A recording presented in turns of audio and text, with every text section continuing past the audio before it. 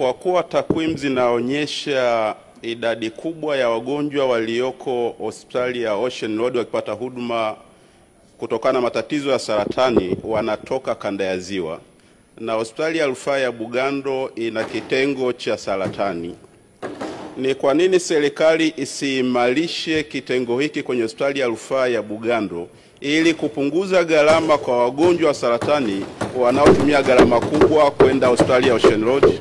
Nashukuru Mheshimiwa Spika. Mheshimiwa Naibu Waziri, majibu. Mheshimiwa Spika, kwanza nimtoe Mheshimiwa mbunge wasiwasi. Utafiti unaonyesha baada ya hili swali kuwa linaibuka kila wakati, na imefanyika utafiti inaonyesha wagonjwa wengi walioko Ocean Road wanatokea kanda ya kaskazini.